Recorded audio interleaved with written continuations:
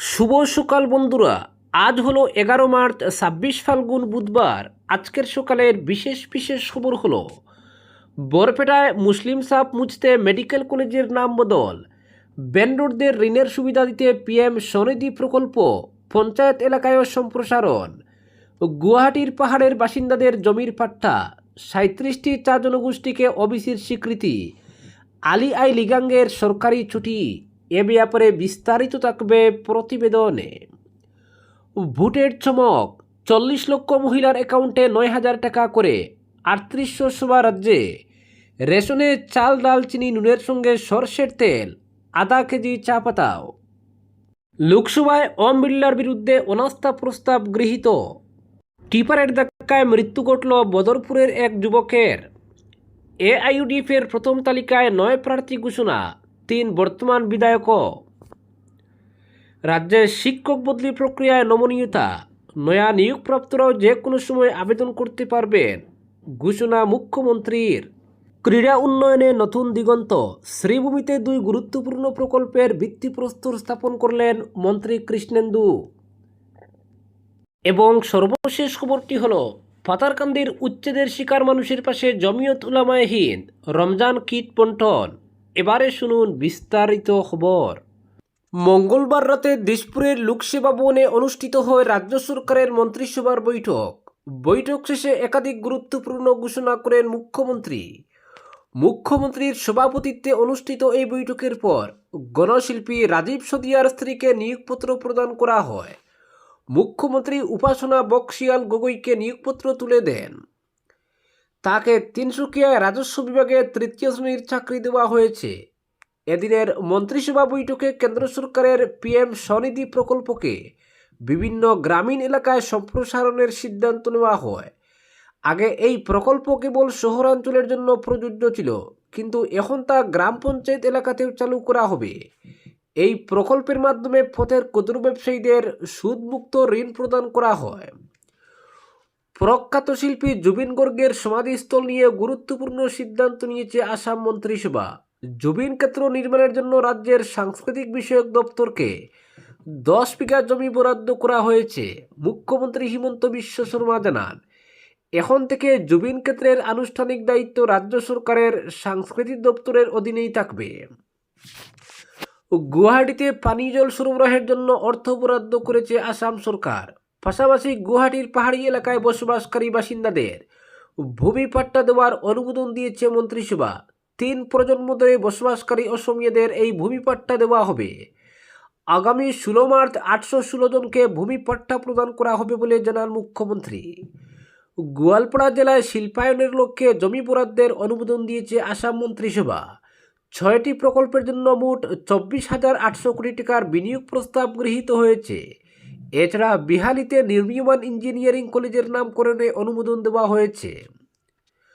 Barpeta Fakhruddin Ali Ahmed medical college ও হাসপাতালের নাম পরিবর্তনের সিদ্ধান্ত নিয়েছে মন্ত্রিসভা। এখন থেকে এই প্রতিষ্ঠানটি বরপেটা চিকিৎসা মহাবিদ্যালয় ও হাসপাতাল নামে পরিচিত হবে। মুখ্যমন্ত্রী জানান, প্রাক্তন রাষ্ট্রপতি ফখরুদ্দিন আলী আহমেদের সম্মানে বরপেটায় অন্য একটি প্রতিষ্ঠান নির্মাণ করা হবে। এছাড়া মিসিং জনগোষ্ঠীর দীর্ঘদিনের দাবি পূরণ করেছে রাজ্য সরকার। তাদের প্রধান উৎসব আলী আই লিগাং উপলক্ষে সরকারি ছুটি ঘোষণা করা হয়েছে। মন্ত্রিসভার বৈঠকে এই সিদ্ধান্তে অনুমোদন দেওয়া হয়। চা জনগোষ্ঠীর জন্য বড় ঘোষণা করেন মুখ্যমন্ত্রী। রাজ্যের 37টি চা জনগোষ্ঠীকে ওবিসি মর্যাদা দেওয়ার সিদ্ধান্ত নিয়েছে আসাম সরকার। এতদিন এই গোষ্ঠীগুলি উপগোষ্ঠী হিসেবে থাকলেও ওবিসি স্বীকৃতি পায়নি। এখন থেকে তারা ওবিসি হিসেবে স্বীকৃতি পাবে। পরবর্তী খবরটি হল টিপারের ধাক্কায় মৃত্যু ঘটল এক যুবকের। মৃত যুবক বদরপুর থানার অন্তর্গত ভাঙ্গা বাদে উত্তর অর্থাৎ মাসলি গ্রামের বাসিন্দা কুতুব আলী ওরফে হলুমিয়ার 26 বছর বয়সী ছেলে হেলাল উদ্দিন। মঙ্গলবার সন্ধ্যায় দুর্ঘটনাটি সংঘটিত হয়। জানা যায়, স্কুটি নিয়ে বদরপুর থেকে বাড়ি ফেরার পথে ভারতমালা 0 পয়েন্ট মালুয়া এলাকায় পূর্ব কান্দি গ্রাম 8 মিলের সামনে জাতীয় সড়কে পৌঁছালে শ্রীভূমি দিক থেকে বদরপুরমুখী TR05J1900 নম্বরের একটি টিপার দ্রুত গতিতে এসে নিয়ন্ত্রণ হারিয়ে স্কুটিতে সজোরে ধাক্কা মারে। সংঘর্ষের তীব্রতা হেলাল উদ্দিন সড়কে ছিটকে পড়েন এবং টিপারের চাকা তার উপর দিয়ে চলে যায়। ঘটনাস্থলেই তার মৃত্যু হয়। স্কুটিতে থাকা আরেক যুবক গুরুতর আহত হয়ে শিলচর মেডিকেলে চিকিৎসাধীন রয়েছেন। খবর পেয়ে মালুয়া পিআইসিপির ইনচার্জ পুলিশ বাহিনী নিয়ে ঘটনাস্থলে পৌঁছান। পাশাপাশি বদরপুর অগ্নি নির্বাপক বাহিনীর দলও সেখানে উপস্থিত হয়। পুলিশ পরিস্থিতি নিয়ন্ত্রণে এনে যান চলাচল স্বাভাবিক করার চেষ্টা করে। পুলিশ মৃতদেহ উদ্ধার করে ময়নাতদন্তের জন্য করিমগঞ্জ সিভিল হাসপাতালে পাঠায়। অগ্নি নির্বাপক বাহিনী জল ছিটিয়ে সড়ক পরিষ্কার করে যান চলাচল স্বাভাবিক করে। দুর্ঘটনাগ্রস্ত দুটি গাড়ি পুলিশ থানার হেফাজতে নিয়েছে এবং ঘটনার তদন্ত শুরু করেছে। পরবর্তী খবরটি হল, এআইইউডিএফের প্রথম তালিকায় 9 প্রার্থী ঘোষণা, 3 বর্তমান বিধায়কও রয়েছেন। আসন্ন নির্বাচনের জন্য all India United Democratic front সোমবার রাতে তাদের প্রথম প্রার্থী তালিকা ঘোষণা করেছে। প্রথম দফার এই তালিকায় মোট 9 জন প্রার্থীর নাম প্রকাশ করা হয়েছে, যার মধ্যে রয়েছেন 3 জন বর্তমান বিধায়ক এবং কংগ্রেসের এক প্রাক্তন বিধায়ক। দলের সভাপতি মৌলানা বদরুদ্দিন আজমল এই তালিকা প্রকাশ করেন। তালিকায় 2 জন মহিলা প্রার্থী এবং অল আসাম সংখ্যালঘু ছাত্র ইউনিয়ন অর্থাৎ আমসুর এক প্রাক্তন সভাপতির নামও অন্তর্ভুক্ত রয়েছে। বর্তমান বিধায়কদের মধ্যে নিজানুর রহমানকে আবারও গৌরীপুর কেন্দ্র থেকে মনোনয়ন দেওয়া হয়েছে। দিঙ্গের বর্তমান বিধায়ক আমিনুল ইসলামকে এবার রূপহিহাট কেন্দ্র থেকে লড়ার জন্য মনোনীত করা হয়েছে। অন্যদিকে রফিকুল ইসলামকে মান্দিয়া কেন্দ্র থেকে প্রার্থী করা হয়েছে, কারণ তিনি যে জনিয়া কেন্দ্রের প্রতিনিধিত্ব করতেন তা 2023 সালের সীমানা পুনর্নির্ধারণের পর আর বিদ্যমান নেই। কংগ্রেসের প্রাক্তন বিধায়ক আবু তাহের ব্যাপারী, যিনি 2025 সালে এআইইউডিএফে যোগ দেন, তাকে পর্বতজোড়া কেন্দ্র থেকে প্রার্থী করা হয়েছে। এর আগে 2014 ও 2019 সালের লোকসভা নির্বাচনে ধুবড়ী কেন্দ্রে বদরুদ্দিন আজমলের বিরুদ্ধে প্রতিদ্বন্দ্বিতা করে দ্বিতীয় স্থানে ছিলেন তিনি। এছাড়াও অল আসাম সংখ্যালঘু ছাত্র ইউনিয়নের প্রাক্তন সভাপতি রেজাউল করিম সরকারকে সৃজনপুর কেন্দ্র থেকে মনোনয়ন দেওয়া হয়েছে। প্রথম তালিকায় 2 জন মহিলা প্রার্থীর নামও ঘোষণা করেছে দলটি। মীনাক্ষী রহমান পাকাবেদবাড়ি কেন্দ্র থেকে এবং শাবানা আক্তার বিলাসীপাড়া কেন্দ্র থেকে প্রতিদ্বন্দ্বিতা করবেন। মীনাক্ষী রহমান এর আগে 2021 সালের বিধানসভা নির্বাচনে সরুক্ষেত্রী কেন্দ্র থেকে এআইইউডিএফ প্রার্থী হিসেবে লড়েছিলেন। এছাড়া লাহারিঘাট কেন্দ্র থেকে সিদ্দিক আহমেদ এবং দিং কেন্দ্র থেকে মতিউর রহমানকে প্রার্থী করেছে দলটি। উল্লেখ্য, সম্প্রতি বরাক উপত্যকা থেকে এআইইউডিএফের 3 বিধায়ক পদত্যাগ করায় দলটি বড় ধাক্কা খেয়েছে। পদত্যাগ করা বিধায়করা হলেন সুনাইর করিম উদ্দিন, বদরপুরের আব্দুল আজিজ এবং হাইলাকান্দির জাকির হোসেন লস্কর।